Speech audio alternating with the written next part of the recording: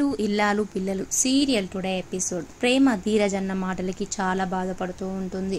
ధీరజ్ అసలు ప్రేమను నేను అలా అనాల్సి ఉండకూడదు, ఎందుకు అలా అన్నాను, ప్రేమ ఎందుకు అసలు మధ్యలో వస్తుంది వాళ్ళ అన్నయ్యని కొడుతుంటే అనేసి కోపంగా ఉండి అసలు ప్రేమకు సారీ చెప్తానులే, ఏమైనా అదైందిలే, ప్రేమ బాధపడినాలే అనేసి ప్రేమ దగ్గరికి వెళ్తాడు.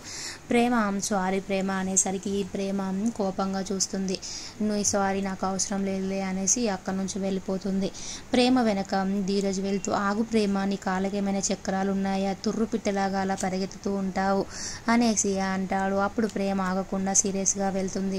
ధీరజ్, నన్ను కొడితే కొట్టు కానీ నన్ను క్షమించు అనేసి అంటాడు. అప్పుడు ప్రేమ చెంప మీద కొడుతుంది. అప్పుడు ధీరజ్, కొట్టమనంగానే కొట్టావేంటి, నేనంటే నీకు అంత కోపం ఉందా, ఈరోజు కసంత తీర్చుకున్నావా నా మీద అనేసి అంటాడు. అప్పుడు ప్రేమ ఇంకో చెంప మీద కొడుతుంది. కొట్టి వెళ్తుంటే ధీరజ్ చేయికి గాయం కనిపిస్తుంది ప్రేమకి. ప్రేమ అక్కడ ఒక క్లాత్ తీసుకొని ధీరజ్ చేతికి కడుతుంది. కట్టేసరికి ధీరజ్, నేనంటే నీకు ఇష్టమే ప్రేమనే, నేనంటే నీకు అంటే నా మీద నీకు కోపం పోయింది కదా ప్రేమ అనేసి అంటాడు. అప్పుడు ప్రేమ అలాగే సైలెంట్గా సీరియస్గా చూస్తూ ఉంటుంది. అప్పుడు ధీరజ్, నువ్వు గయ్యాలి గంగమ్మవు, రాక్షసి రంగమ్మవే కాదు, చాలా మంచిదానివి కూడా ప్రేమ అనేసి అంటాడు. అప్పుడు ప్రేమ కోపంగా చూస్తూ ఉంటుంది.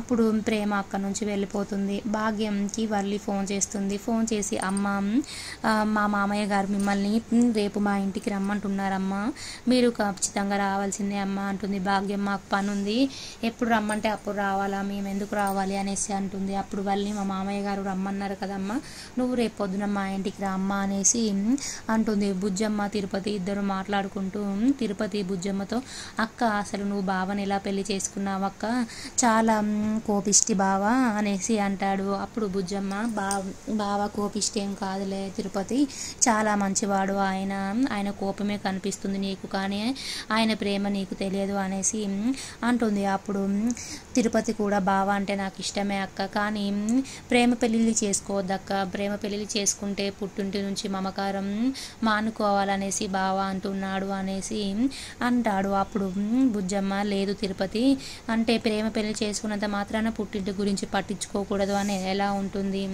పుట్టింటి మీద కూడా ప్రేమ ఉంటుంది కదా మాకు అనేసి అంటుంది. అప్పుడు తిరుపతి, అవునక్క, కానీ బావ మాత్రం నర్మదా సాగర్ మీద చాలా కోపంగా ఉన్నాడు, నర్మదా సాగర్ ఇంట్లో వస్తే మాత్రం బావ ఎలా రియాక్ట్ అవుతాడో ఏమో, ఇప్పుడు మాత్రం చాలా సీరియస్గా కూర్చున్నాడు బావ అనేసి తిరుపతి బుజ్జమ్మతో అంటాడు. అక్కడికి వల్లి వస్తుంది. వల్లి వాళ్ళ మామయ్య గారిని చూసి, మామయ్య గారు చాలా కోపంగా ఉన్నారు, ఇప్పుడు మా అమ్మ వాళ్ళని రమ్మన్నారు, మా అమ్మ వాళ్ళు రేపు వస్తారు కదా, రేపటి విషయం అది, ఇప్పుడు మాత్రం నర్మద మీద లేనిపోని ఎక్కించి నర్మద వాళ్ళ పుట్టింటికి వెళ్ళిపోయేలాగా చేయాలనేసి కక్ష కట్టి వాళ్ళ మామయ్య దగ్గరికి వస్తుంది.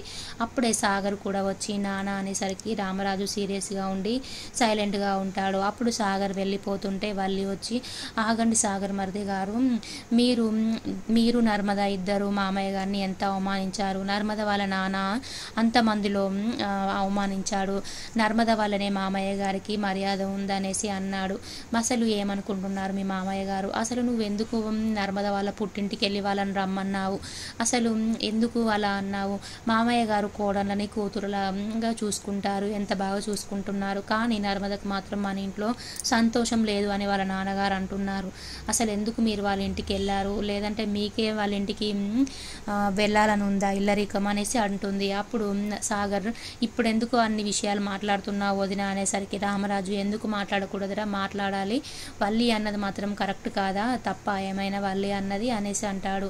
రామరాజు నర్మదని, అమ్మ నర్మద, నువ్వు అప్పుడు రైస్ మిల్కి వచ్చి నేను మిమ్మల్ని నాన్నలాగా చూసుకుంటాను అనేసి అన్నావు, కానీ ఇప్పుడేమో మా ఇంట్లో నీకు ప్రేమ లేదు, నిన్ను బాగా చూసుకోమని అంటున్నావా అమ్మ అనేసరికి, కాదు మామయ్య గారు అనేసరికి రామరాజు, చెప్పకమ్మ, నీతో నేను మాట్లాడను అనేసి అంటాడు.